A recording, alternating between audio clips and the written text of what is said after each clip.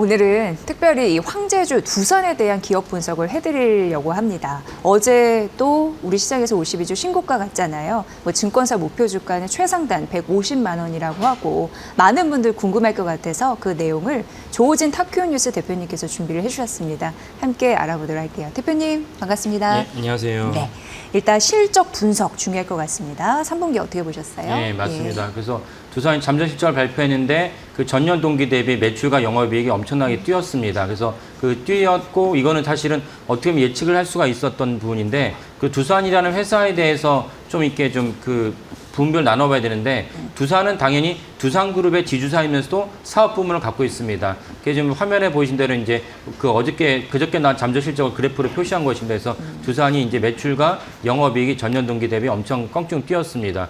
그러면 이제 사업 부문이 어떤 게 있었기 때문에 이게 엄청나게 뛰었냐. 지주회사라고만 보면 사실은 그 전년 동기 대비 실적이 이렇게 뛰기가 힘들죠. 왜냐면 지주회사는 다 계열사들의 어떤 지분법 평가익을 받기 때문에 갑자기 뭐 뛰기가 힘든데 두산이 이제 전년 동기 대비 영업이익과 매출 올라갔던 이유는 두산이 지주회사인 동시에 사업 부문, 특히 어떤 사업 부문을 갖고 있냐? 가속기의 핵심인 이제 동박적진 필름을 이제 제조를 합니다. 동박적진 필름을 제조하는데 이 두산 말고 다른 경쟁사가 중국 기업 말고는 없습니다. 그러면 중국 기업 말고는 없는데 사실은 뭐 아시다시피 바이든 정부 때도 중국 어느 정도 견제를 했었는데 트럼프 시대에는 완전 노골적으로 중국에 대해서 뭐 블랙리스트도 갖다 놓고 관세도 때리고 이러니까 두산의 경쟁사인 중국 기업이 그 빅테크들에게 서버에 납품하기는 좀 현실적으로 어렵다라는 전망이 나오면서 두산의 어떤 매출과 주가가 이것이 현실적으로 반영을 하고 있습니다. 그래서 이제 아까 말씀드린 대로 이번에 잠정 실적이 전년 동기 대비 다 엄청나게 이제 뛰었다 이렇게 분석이 됩니다. 네, 지금 지주사면서도 사업 부분을 갖고 있다라는 구조를 말씀해 주시면서 동박 적층판 이런 얘기 해주셨는데 그게 또 중요한 또 요소인 것 같고 좀 어렵거든요. 요건 뭔가요? 예. 동박 적층판이라는 건 이제 가속기에다가 이걸 갖다 코일처럼 감는데 그것이 있어야지 이제 가속기의 성능이 좋아지는 이제 그런 부분입니다. 그러니까 사실은 비슷한 것이 무엇이 있으면 2차 전지에 이제 그 롯데 머티리얼스, 그러니까 일진 머티리얼스를 인수해서 롯데 머티리얼스 바꿨는데 거기도 비슷한 것이 있었어요. 근데 그거는 이제 2차 전지에 쓰였던 거고 이게 2차 전지가 아니고 비슷하긴 하지만 이제 가속기, AI 가속기에 쓰이는 이제 물질입니다. 그러다 보니까 지금 한 4년 전에는 사실 2차 전지의 시대였다면 트럼프 당선자가 이제 유세 활동할 때부터 사실은 2차 전지는 이미 내려가는 것이 예약돼 있었다라는 것을 이제 인지하고 받아들여야 됩니다. 지금도 2차 전지 주가를 갖고 있고 2차 전지 종목을 갖고 있고 옛날에 찾아냈던 수익률만 기억하신 분들은 2차 전지에 미련이 많으시겠지만 우리가 미국의 대통령 선거를 관여할 수가 없습니다. 트럼프 대통령이 이제 그 작년에 유세할 때부터 보면은 나는 전기차 대신에 내연기관차를 지지하고 지원하겠다고 얘기를 했어요. 그러면 당선되니까 그대로 실천하고 있죠. 그러면 전기차에 가장 필요한 2차 전지, 그 배터리 셀이 더 이상 이제 그 성장률이나 매출이 꺾일 수밖에 없으니까 그래서 우리가 다 아는 대로 뭐 에코프로나 에코프로 머티리얼이 다 주가가 내려갈 수밖에 없었습니다. 그러면 비슷한 CCL인데 가속기에 쓰이다 보니까 이제는 엔비디아의 시대이기 때문에 두산도 맞물리면서 이제 매출과 주가가 올라가고 있다 이렇게 보시면 되겠습니다. 그래서 시대가 바뀌었으니까 트럼프 대통령이 당선자 시절부터 이렇게 공언을 했고 실제 실천하고 있기 때문에 이 부분을 수용하시면서 주가나 이제 분석하신 것이 현명하겠다라고 말씀을 드리겠습니다. 네, 그러니까 이 CCL이 어떻게 보면 AI 가속기용으로 굉장히 중요한 핵심 부품이다라고 보여지네요. 그럼 좋은 실적을 낸 이유는 이거 말고 또 있나요? 어떤 이유 때문에 갔는지? 이게 이제 핵심적인 이유고 그다음에 이제 지주사 관점에서는 당연히 이제 두산의 또 중요한 계열사 중에 하나가 두산 에너빌리티가 있고 두산 바핏이 있고 이렇게 됐습니다. 그러니까 계열사가 잘해줘서 계열사 지분법 평가액도 반영하기 때문에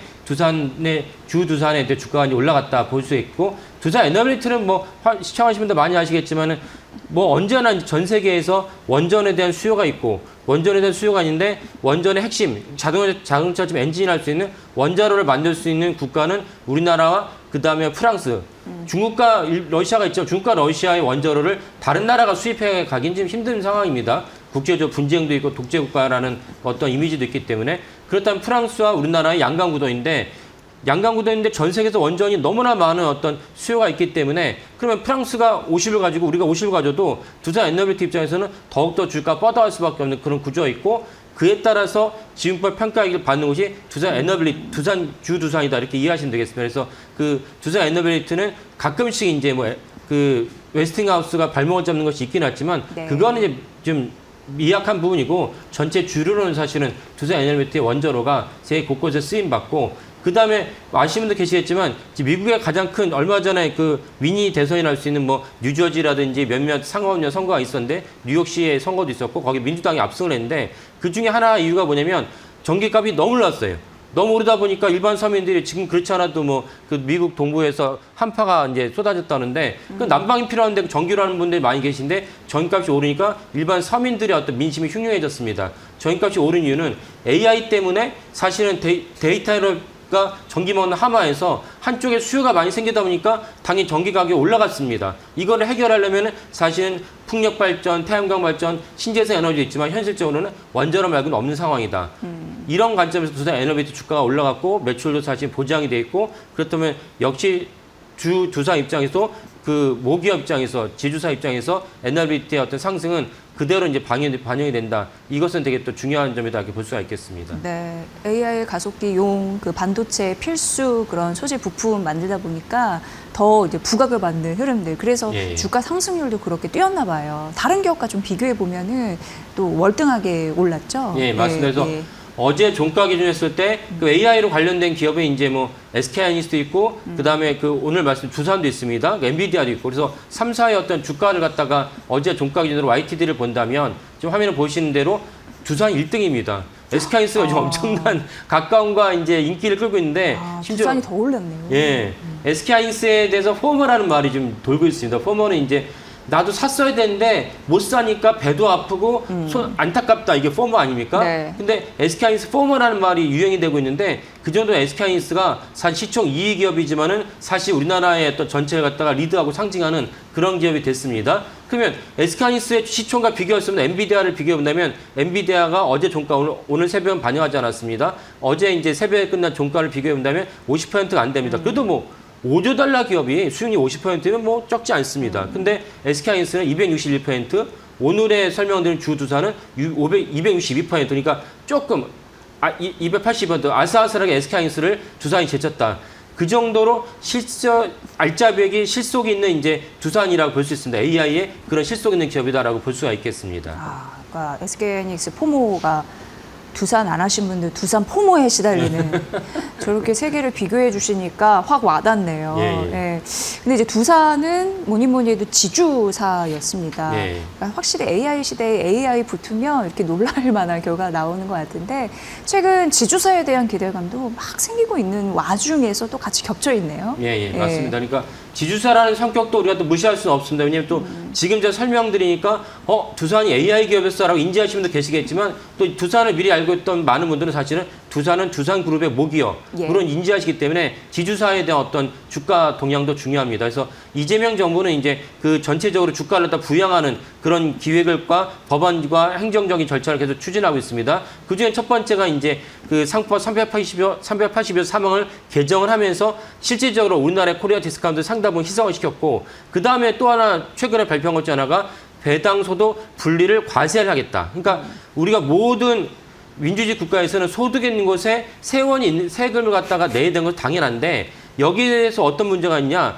그러면 내가 배당을 받았으면 배당에 따른 세금을 갖다가 납부를 해야 됩니다. 근데 만약에 배당 금액이 어떤 일정 이상 높다든지 그 다음에 나의 어떤 그 내가 차지한 전체 금액 중에 소득 중에서 배당을 차지한 비율이 높다든지 이러면 이제 배당 소득세가 그 50% 육박합니다. 그러면 예를 들면 재벌들이 자기 합법적으로 자기 호주머니를 채우기 위해서 내가 소유하고 있는 회사에 배당을 늘리고 싶어요.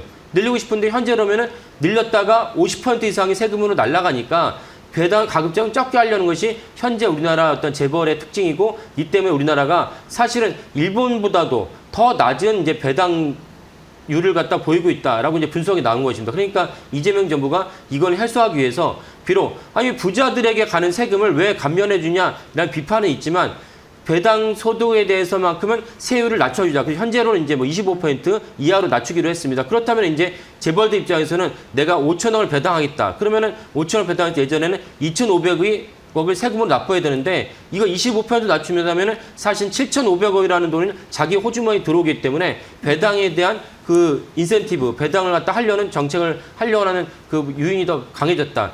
이런 맥락에서 두산 역시 들여다봐야 돼요. 왜냐면 지주사니까요. 그 두산의 어떤 주주 구성을 보면은 그 두산은 이제 현재 박정원 회장이 이제 4세인데 4세의 어떤 그 박씨가 갖고 있는 지분이 40%입니다. 그러니까 이런 재벌들은 사실 비록 회장이지만 회장 단독으로 결정한 것은 거의 없다 보시면 됩니다. 특히 두산은 마찬가지고. 그러면 재벌들의 가문에서 이제 결정을 내리는데 박정원 회장으로 대변되는 박씨 일가가 야, 이번에 그러면 정부에서 그 배당 소득에 대해서 분리과세 하겠다 그러니까 이번에 그 배당 소득 늘리자. 라고 결정할 수 있어요. 그러면 자연스럽게 그분들에 대한 소득도 늘어나지만 두산 말고 두산의 40%가 아닌 다른 주주들, 개인 투자자들도 동일하게 이제 배당 소득에 대한 감면 효과를 볼 수 있고 이것보다 더 중요한 것은 그렇다면 주가가 더 올라갈 여지가 많다. 이 부분도 동시에 보시는 게 좋겠습니다. 그래서 주가를 올릴 수 있는 중요한 이제 부양책 중 하나가 배당 소득 분리과세다. 이거는 이재명 정부가 실현하려고 하니까 여기에 두산도 당연히 수혜를 받는다. 이렇게 보시면 되겠습니다. 잘 되겠죠. 이 코스피 5천 간의 규모 굉장히 중요한데 이견은 좀 좁혀지는 느낌은 드는데 어떻게 예. 보세요? 예. 배당소득 분리과세. 그래서 예. 민주당 일부에서 이제 예. 예를 들면 진성준 예전 정책위의장이 강력하게 이제 이런 식을 이걸 반대하는 분입니다. 반대하는 분은 진성준 전 의장의 이제 입장과 근거는 이거죠. 아니 그렇지 않아도 우리나라 부익부 빈익빈이 강해지는데 이렇게 배당 분리소득을 갖다가 분리해서 과세를 하면은 재벌들에게 좋은 것이 아니냐라고 얘기하신 거고 맞는 말이죠. 하지만 부자 감세. 예, 하나만 알고 둘은 모르는 것이 뭐냐면 현재 우리나라가 그 주식시장과 자본시장을 갖다가 체제를 갖다 받아들이고 있는데 그러면 그분들이 나는 세금을 내느니 나는 배당을 갖다 낮추겠다 하는들 그걸 갖다 강조할 수는 없거든요. 네. 강요할 수는 없거든요. 그렇다면 그분들이 배당을 갖다 늘릴 수 있는 방안을 갖다 우리가 정책을 펼치면은 그 주가도 올라가고 그럼 또 개인들도 사실은 우리가 예전엔 지금은 또 뭐 국장으로 복귀하는 게 지능순이다 이런 이야기가 돌고 있지만 작년만 하더라도 재작년만 하더라도 국장 탈출이 지능순이라고 그랬어요. 그 이유 중 하나가 뭐냐? S&P 500 계속 오르고 미국은 이제 배당이라는 게 활성화됐기 때문에 사실 주가는 많이 안 오라도 배당을 통해서 은행 이자보다 조금 더 높은 월별로 분기별로 받는 종목도 되게 많습니다. 이런 것들 통해서 주식시장 전체를 바라보는 시각이 투기나 도박이 아니고 건전한 자산시장과 나의 재테크로 바라보는 시각이 더 넓어졌습니다. 마찬가지로 배당 소득을 분리과세를 통해서 우리나라 배당을 통해서 은행 이자보다 더 많은 어떤 배당 소득이 월별이나 분기별로 들어오는 인식이 많아진다면 주가 상승에도 큰 기여가 되고 이거는 개인 투자가들의 자산 증식에도 큰 기여를 할 수 있다. 그러니까 하나만 모르고 둘은 모를 수 있는 그런 반대가 있다는 것은 분명한 사실이고 이거는 이제 현재 이재명 정부나 이재명 대통령 당사자는 이런 주가 부양에 대한 의지가 강하기 때문에 결국은 실현될 수 있지 않을까라고 전망을 합니다. 약간 어떻게 보면은 아마 많이들 느끼시지 않을까 싶습니다. 우리가 시장을 대하면서 돈과 권력을 많이 가진 자들을 개인이 소수로 당해내기가 어렵잖아요. 예. 돈과 권력이라는 거는 어쨌든 정보 싸움에서 이길 확률이 굉장히 큰 건데 그 돈을 갖다가 다른 쪽으로 이용할 수 있잖아요. 그러면 예. 차라리 그 경제적으로 선순환 효과나 얻을 수 있게끔 배당으로 돌리게 하는 그런 시선도 중요하지 않나. 예, 그런 부분도 잘 면밀히 따져보시면 좋을 것 같고요. 두산이 최근 증권사 목표가 상단 밴드가 150만 원까지 나왔습니다. 착착 올라갈 수 있을까요? 일단 지배구조 부분, 그러니까 지주사 가치 이런 부분과 AI가 결합됐으니까. 그렇죠. 그래서 지주사 가치에 대해서 좀 전에 설명드렸고 그럼 AI에 대해서 그 두산의 가치 장점 때문에 아까 말씀드린 대로 그 YTD가 280% 엄청난 건데 그러면 150만이 된다 그러면 여기서 YTD가 한 번 더 50% 점프를 해야 됩니다. 네네. 그러면 여기서 제일 중요한 관점은 AI가 더 올라가느냐 이런 관점에서 두산을 바라봐야 되는데 지난주에 사실 AI 거품론이 있었습니다. 그래서 우리나라 SK하이닉스나 뭐 미국에도 엔비디아가 주가가 막 속절히 떨어지고 했는데 이 관점에서 두산을 좀 바라볼 필요가 있습니다. 그러니까 AI가 지금 다 알겠고 지금 화면을 보시면 많은 분들 스마트폰도 심지어 요즘 카카오에도 이제 그 카카오톡에도 AI 챗GPT가 들어왔기 때문에 우리가 챗GPT라는 생성형 AI가 우리가 일상이 된 지 오래입니다.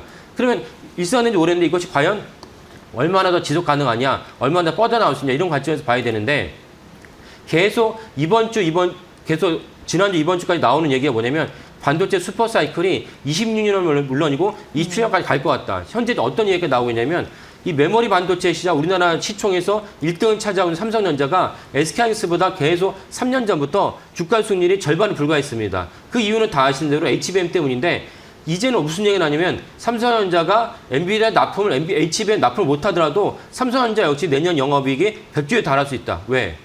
범용 반도체, HBM이 아니라 그냥 일반 반도체 시장에 대한 주가도 그 단가 너무 올라갔기 때문에 볼륨만 치면 삼성전자, SK하이닉스보다 반도체 공장이 더 많거든요. 그러면 비록 엔비디아에다가 HBM을 납품하지 못할지라도 갖고 있는 레가시 반도체의 가격만 올라갈지라도 삼성전자 영업이익이 100조가 가능하다. 이런 얘기가 나오고 있는 것입니다. 그러면 거기에 따라서 D램도 있고 낸드 플래시도 있는데 지금 얘기가 나오는 거 뭐냐면 HBM 다음에 HBF. 이 F가 이제 낸드 플래시를 의미하는 것입니다. NF 이렇게 이런 식으로 이제 또 다른 반도체 시장이 넓어진다면 삼성전자나 SK하이닉스나 다 앉아서 그 매출과 주가가 올라갈 수밖에 없는 구조다. 결국은 일각에서는 이제 월가가 사실 그런 점에서 계속 언제나 의심의 눈치 바라보는 건 이해는 되지만 본질에 있어서는 사실 반도체는 여전히 슈퍼사이클이고 심지어 뭐 아시는 분도 계시겠지만은 엔비디아가 지금 최고의 갑이 아닙니다. 최고의 갑이 어디냐? TSMC예요. 네. TSMC가 만약에 엔비디아의 그 어려운 고난도의 공정을 거쳐서 그 블랙웰, 루비를 만들지 못하면 엔비디아 팔 수 없거든요. 그러니까 아시는 분도 계시지만은 엔비디아의 젠슨 왕이 TSMC 산해 체육대회에 참가를 했어요. 네. 참가를 해서 연설을 했어요. 네. 그것이 이슈가 돼서 화제가 됐는데 그 무엇을 의미하느냐? 사실은 TSMC가 엔비디아의 칩을 더 많이 만들어주지 않으면 엔비디아 주가는 매출이 올라갈 수밖에 없다. 그러니까 가서 이제 그 어떻게 보면 이제 친화된 태도를 보인 거고 약간 이제 빛과도 보면 낮춰하는 태도를 천하의 젠슨왕이 했다. 거기에서도 갑과 을이 갈리네요. 네. 그러니까 사실 현재 최고의 갑이 누구냐? TSMC이다. 무슨 말이냐? 결국은 반도체 슈퍼사이클 AI도 계속 그대로 지속할 수밖에 없는 상황이니까 오늘의 주제인 두산을 보더라도 100만 원을 갖지만 더 갈 수 있는 여지는 AI 관점에서도 더 충분하다. 지주사의 어떤 힘을 받으면 더 충분히 하고 150만 원 충분히 가능한 그 목표 주가다라고 이제 전망이 됩니다. 네, 너무 허무맹랑하게 올라간 것이 아닌가 이렇게 생각하실지 모르겠지만 타당한 이유가 있다라는 걸 두산 기업을 전격 분해하면서 여러분께 알려주셨습니다. 참고해 보세요. 조호진 탁교뉴스 대표였습니다. 잘 들었습니다. 예, 감사합니다.